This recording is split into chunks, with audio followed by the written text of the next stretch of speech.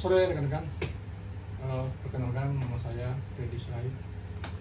Dalam kesempatan sore hari ini saya akan berbagi ilmu dengan rekan-rekan. Dalam kesempatan ini yang akan kami angkat adalah terkait dengan tindak pidana di bagian pasar modal. Sebelum ke peristiwa pidananya, terlebih dahulu kami akan menjelaskan pengertian-pengertian. Yang pertama, pengertian pasar modal. Pasar modal atau lagi disebut capital market, yang merupakan pasar untuk berbagai instrumen keuangan jangka panjang yang dapat diperjualbelikan, baik itu surat, utang, obligasi, equity, saham, reksadana, instrumen derivatif maupun instrumen lainnya.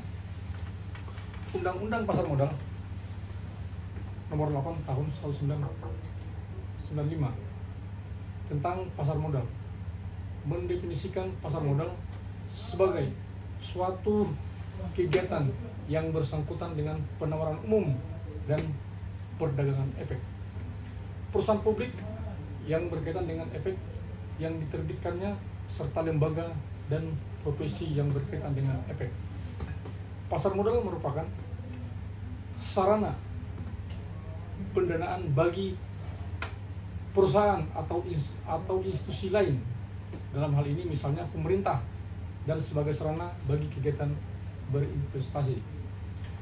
Undang-Undang Pasar Modal meliputi antara lain yang pertama, Undang-Undang RI Nomor 8 Tahun 1995 tentang pasar modal. Yang kedua, Undang-Undang RI Nomor 40 Tahun 2007 tentang perseroan terbatas. Yang ketiga, Undang-Undang RI Nomor 24 Tahun 2002 tentang surat utang negara. Yang keempat, Peraturan Pemerintah RI Nomor 12 Tahun 2004 atau perubahan PP Nomor 45 Tahun 1995. Seterusnya, Peraturan Bapepam dan Lembaga Kementerian, Peraturan Bursa Efek Indonesia, Peraturan Kustodian Sentral Efek atau yang disingkat dengan KCI, Peraturan Clearing Penjamin Efek Indonesia atau KPI. Otoritas Pasar Modal Bapepam, Lembaga Kementerian atau Badan Pengawas Pasar Modal, dan Lembaga Keuangan. Adapun tugas Undang-Undang Pasar Modal Nomor 8 Pasal 3 adalah melakukan pembinaan, pengaturan, dan pengawasan sehari-hari kegiatan pasar modal. Serta tujuan Undang-Undang Pasar Modal Nomor 8 Pasal 4 adalah mewujudkan terciptanya suatu kegiatan pasar modal yang teratur, wajar, dan efisien, serta melindungi kepentingan pemodal dan masyarakat. Sementara wewenang dari Undang-Undang Pasar Modal Nomor 8 Pasal 5 adalah yang pertama, satu, memberikan izin usaha kepada bursa efek, KPI, KCI, reksadana, perusahaan efek, penasihat investasi, dan biro administrasi efek. Memberikan izin orang perorangan kepada wakil penjamin emisi efek, wakil perantara perdagangan efek, wakil manajer investasi, dan wakil agen penjual reksadana. Selanjutnya, memberikan persetujuan bagi bank kustodian. Selanjutnya, mewajibkan pendaftaran kepada profesi penunjang pasar modal, yaitu notaris, konsultan hukum, penilai, dan akuntan publik. Selanjutnya, menetapkan persyaratan dan tata cara pendaftaran. Yang terakhir, melakukan pemeriksaan dan penyidikan. Tugas bursa efek sendiri adalah satu, menyelenggarakan perdagangan efek yang teratur, wajar, dan efisien. Yang kedua, menyediakan sarana pendukung serta mengawasi kegiatan anggota bursa efek.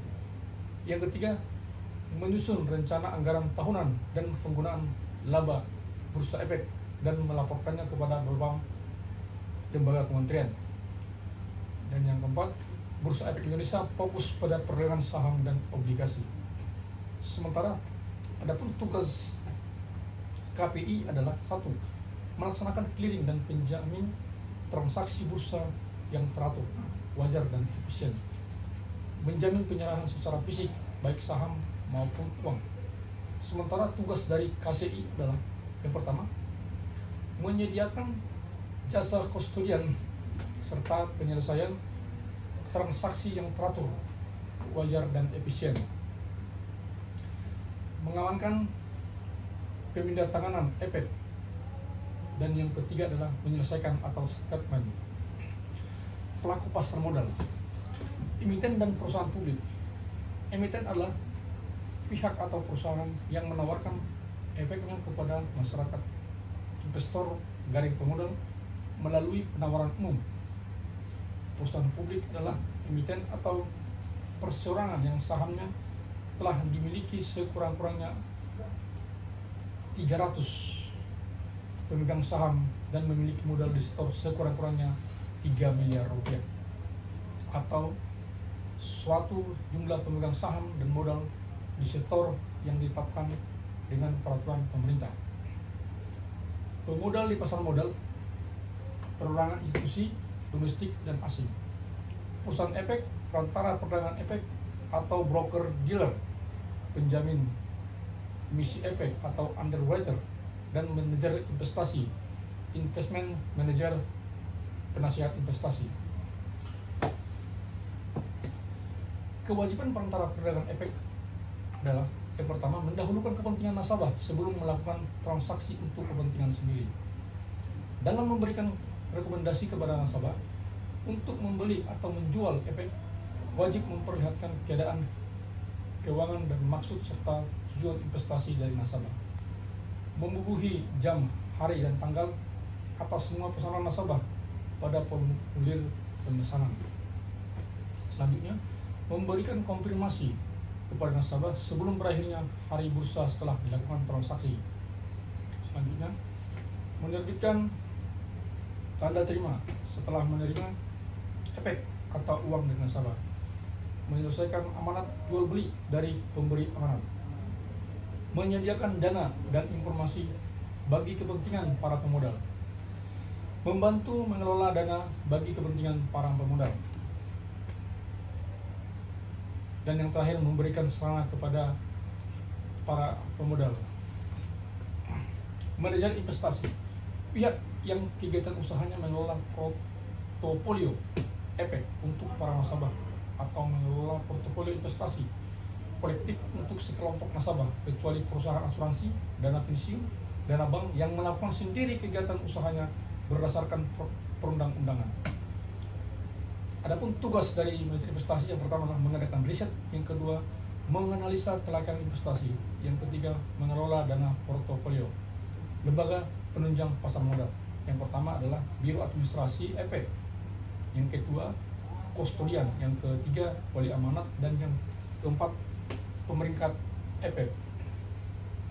Kustodian adalah pihak yang memberikan jasa penitipan efek dan harta lain yang berkaitan dengan efek serta jasa lain, termasuk menerima dividen, bunga, dan hak-hak lain, menyelesaikan transaksi efek, dan mewakili pemegang saham, rekening yang menjadi nasabahnya.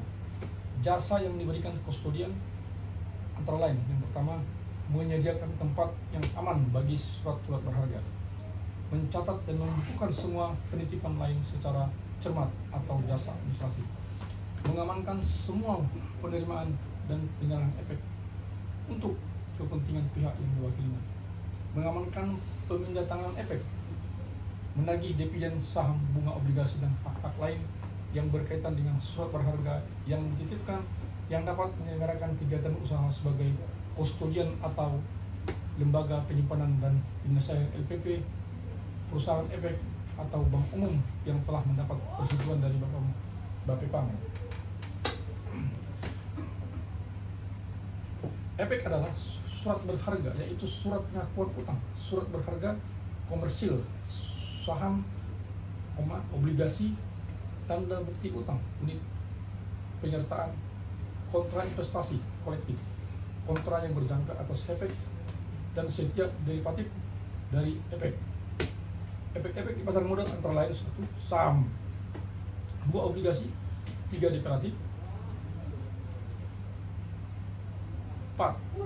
ETF Exchange Traded Fund, 4. efek lain. Saham dapat didefinisikan sebagai tanda penyertaan modal seseorang atau pihak badan usaha dalam suatu perusahaan atau perseroan terbatas. Dengan menyertakan modal tersebut, maka pihak tersebut memiliki klaim atas pendapat perusahaan, klaim atas aset perusahaan, dan berhak hadir dalam rapat umum pemegang saham. Risiko saham, capital loss merupakan kelalaian, merupakan kebalikan dari capital gain, yaitu suatu kondisi di mana investor menjual saham lebih rendah dari harga beli. Misalnya saham PT XYZ yang dibeli dengan harga 2.000 per saham, kemudian harga saham tersebut harus mengalami penurunan hingga mencapai 1.400 per saham karena takut harga saham tersebut akan terus turun. Resiko likuidasi, perusahaan yang sahamnya dimiliki dinyatakan bangkrut oleh pengadilan atau perusahaan tersebut dibubarkan. Obligasi merupakan surat utang jangka menengah panjang yang dapat dipindatangani yang berisi janji dari pihak yang menerbitkan utang membayar imbalan berupa bunga pada periode tertentu. Baik rekan-rekan, tadi kami sudah menjelaskan terkait masalah mekanisme ataupun pengertian dari pasar modal itu sendiri. Dalam kesempatan ini kami juga akan berbagi pengalaman terkait dengan perkara-perkara yang pernah kami tangani. Mungkin untuk mempersingkat waktu, kami langsung saja. Dalam kesempatan ini kami pernah menangani perkara dugaan tindak pidana pasar modal dan atau penipuan dan atau penggelapan sebagaimana dimaksud pasal 103 ayat 1 Jo, pasal 30 dan atau pasal 34 dan atau pasal 104 Jo, pasal 90 Undang-Undang Nomor 8 Tahun 1995 tentang pasar modal. Dasarnya adanya laporan polisi nomor 4265 garing Romawi 8 yang titik 2.5 garing tahun 2020 SPKT PMJ tanggal 6 Agustus 2020. Adapun pasal 103 ayat 1 adalah setiap pihak yang melakukan kegiatan di pasar modal tanpa izin persetujuan atau pendaftaran sebagai dimaksud dalam pasal 6, pasal 13, pasal 18, pasal 30, pasal 34, pasal 43, pasal 48, pasal 50 dan pasal 64 diancam dengan pidana penjara paling lama 5 tahun. Sementara pasal 34 yang dapat melakukan kegiatan sebagai penasihat investasi adalah pihak yang telah memperoleh izin usaha dari Bapepam. Adapun fakta-fakta hasil penyelidikan yang kami lakukan adalah: yang pertama, PT Joshua Financial Indonesia berdiri tanggal 27 Maret tahun 2018 berdasarkan akta pendirian perseroan terbatas nomor 24 tanggal 7 Maret 2018 yang dibuat oleh Notaris Rahmat Musawir Suryadi SHMKN yang berkedudukan di Menara Tamrin lantai 15 Suite 1502 Jakarta Pusat. Adapun susun pengurus yang pertama adalah Direktur Utama Akhyar Abdisyar Firjot. Direkturnya adalah Indah Hapsari Arifati.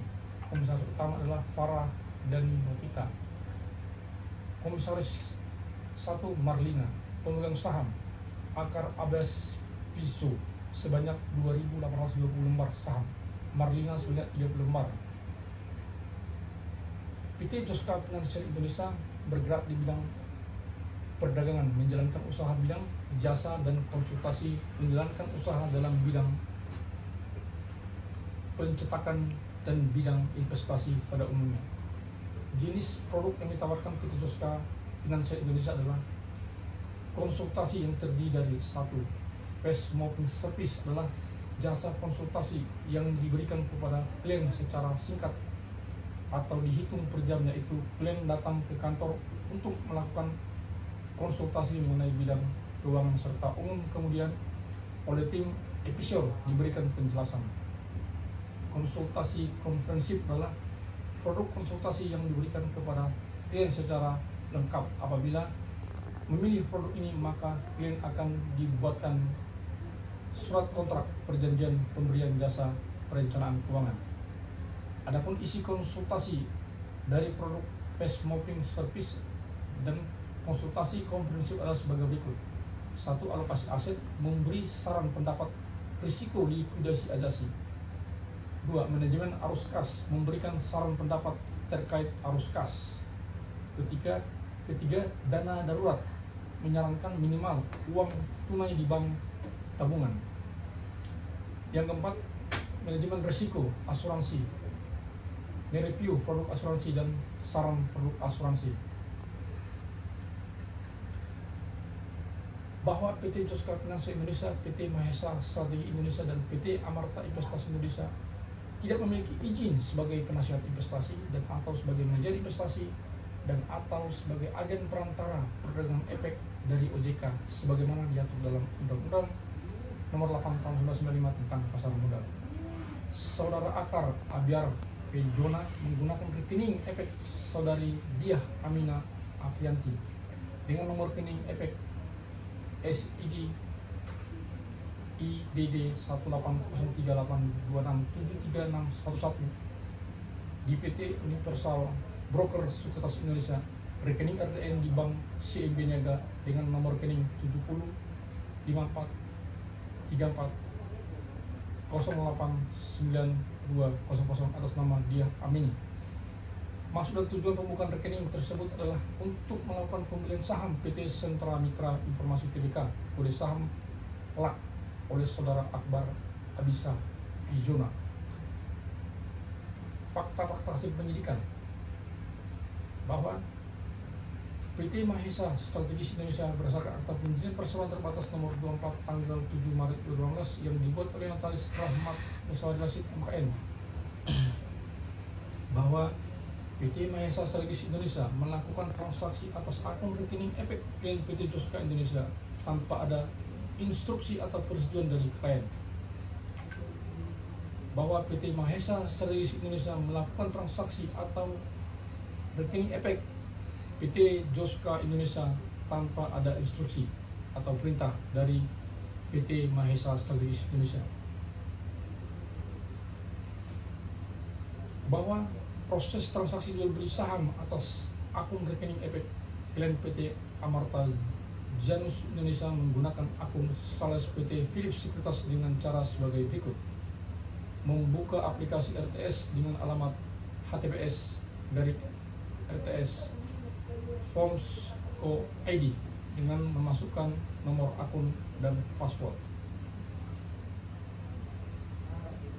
Bahwa per transaksi yang diperoleh PT Philips Sekuritas Indonesia atas order jual dan order beli yang dilakukan oleh Sales sumber nama Muhammad Iqbal dan Rizky Syahrin adalah atas akun klien sejak periode tanggal 14 Mei 2012 sampai dengan tanggal 7 November 2019 sebesar 0,0182%. Bahwa PT Philips Sekuritas Indonesia tidak membayar gaji karyawan atas nama Sales Muhammad Iqbal dan Rizky Haidar. Adapun fakta-fakta hukum yang diperoleh terhadap pasal 103 Jo pasal 39 atau pasal 34 Undang-Undang 8 tahun 1995 tentang pasar modal adalah PT Joska Finansial Indonesia berdasarkan akta pendirian perseroan terbatas nomor 24 tanggal 7 Maret 2014 yang dibuat oleh Notaris Rahmat Musawari Rashid. PT Mahesa Strategis Indonesia berdasarkan akta pendirian perseroan terbatas nomor 24 tahun tanggal 7 Maret 2012 yang dibuat oleh Rahmat Musawari. Adapun perbuatan atau unsur perkara dalam perkara ini, PT Joska Finansial Indonesia telah melakukan kegiatan tanpa memiliki izin sebagai penasihat investasi dari OJK, telah melakukan kegiatan sebagai penasihat investasi dengan cara menawarkan jasa konsultasi komprehensif bidang perencanaan keuangan dan investasi kepada klien dengan menerima imbal jasa sebesar Rp 3 juta sampai dengan 10 juta sampai dengan 30 juta sebagaimana diatur dalam keputusan Ketua Badan Pengawas Pasar Modal nomor P/26 PM/1996 tentang perizinan penasihat investasi. dalam perkara ini PT Amarta Investasi Indonesia dan PT Mahesa Strategis Indonesia telah melakukan kegiatan sebagai manajer investasi tanpa izin dari OJK dengan cara mengelola rekening efek para korban melalui PT Philips Sekuritas Indonesia tanpa instruksi perintah pemilik rekening efek sebagaimana di dalam peraturan Otoritas Jasa Keuangan nomor 10 POJK titik 04/2015 tentang penerapan tata kelola manajer investasi. Dalam perkara ini, PT Joska Finansial Indonesia berdasarkan akta pendirian keseluruhan terbatas nomor 24 tanggal 7 Maret 2012 yang dibuat oleh Notaris Rahmat Musarid Rasid. Kesimpulan bahwa PT Joska Finansial Indonesia tanpa memiliki izin sebagai penasihat investasi dari OJK telah melakukan kegiatan sebagaimana penasihat investasi dengan cara menawarkan jasa konsultasi komprehensif bidang perencanaan keuangan dan investasi kepada klien yang menerima imbal jasa sebesar 3 juta sampai dengan 30 juta sebagaimana diatur dalam keputusan Ketua Badan Pengawas Pasar Modal nomor P26 PM 1996 tentang perizinan penasihat investasi sehingga melanggar tindak pidana pasar modal sebagaimana dimaksud dalam pasal 103 Juru pasal 30 dan atau pasal 34 Undang-Undang Nomor 8 1995 bahwa PT Amarta Investasi Indonesia dan PT Mahesa Strategis Indonesia telah melakukan kegiatan sebagai manajer investasi tanpa izin dari OJK dengan cara mengelola rekening efek para korban melalui PT Philips Sekuritas Indonesia tanpa instruksi perintah pemilik rekening efek. Bahwa PT Joska Indonesia bersama-sama dengan PT Amarta Investasi Indonesia dan PT Mahesa Strategis Indonesia dan PT Sentra Mitra Informatika dan TBK LAK telah menipu para korban dengan cara melakukan kegiatan pembelian saham PT Sentra Mitra Informatika LAK atas dana investasi pada rekening efek korban yang dilatar belakangi dengan perjanjian angkat harga. Bahwa PT Joska Finansial Indonesia telah melakukan kegiatan perdagangan efek dengan tujuan untuk menciptakan gambaran semu atau menyesatkan atas saham PT Sentra Mitra Informatika. Mungkin demikian yang kami sampaikan terhadap contoh perkara. Saat ini perkara tersebut atau sudah kami buatkan dalam berkas perkara sudah dinyatakan lengkap oleh pihak jaksa penuntut umum dan selanjutnya berkas tersebut diserahkan ke Pengadilan Negeri Jakarta Selatan untuk dilakukan persidangan. Terima kasih, selamat sore. Baik rekan-rekan, jadi di dalam Direktorat Tindak Pidana Ekonomi Khusus Barreskrim Polri, khususnya Dir Tipideksus, dalam hal ini Subdit 5 IKNB, kami telah menangani banyak perkara yang berkaitan dengan pasar modal dan juga kejahatan-kejahatan mengenai perbankan. Baru-baru ini kami ada menangani kejahatan-kejahatan investasi. Contoh-contoh kecil yang terjadi yang marak di Indonesia adalah berinvestasi ilegal. Mungkin beberapa contoh hasil perkara yang kami lakukan proses dari lidik sidik, mungkin seperti dari subjek pengungkapan kasus terkait dengan aksi cepat tanggap atau ACT, dan juga ada beberapa kasus pengungkapan yang pernah kami lakukan dari jaringan peredaran uang rupiah palsu di wilayah Jawa Timur, dan juga beberapa pengungkapan kasus dari jaringan sindikat pinjaman online atau pinjaman ilegal, dan juga adanya pengungkapan perkara pinjaman online atau ilegal dengan modus koperasi simpan pinjam KSP, dan juga terkait dengan perkara edisi cash. Ini adalah contoh-contoh kejahatan-kejahatan berinvestasi, dan beberapa juga kegiatan yang kami lakukan adalah pengungkapan jaringan sindikat pinjol ilegal, dan juga adanya pengungkapan kejahatan uang palsu. beserta adanya kegiatan pengungkapan terkait dengan kejahatan-kejahatan di bidang pasar modal. Mungkin itu saja. Kami menghimbau kepada juga masyarakat, hati-hati di dalam berinvestasi. Harus dilakukan dulu pengecekan apakah berinvestasi saat ini aman apa tidak. Dipelajari dulu di bidang apa. Contoh, suatu perusahaan melakukan pengumpulan dana, harus dicek benar nggak perusahaan itu bergerak di bidang apa, di mana kantornya, bagaimana pengurusannya. Dan yang terakhir, buat masyarakat jangan lupa harus dicek dulu benar nggak ada izinnya nggak dari OJK sebagai lembaga otoritas jasa keuangan untuk melihat ada tidaknya izin yang dimiliki dalam menghimpun dana. Itu saja yang bisa kami sampaikan. Lebih dan kurang, terima kasih. Selamat sore.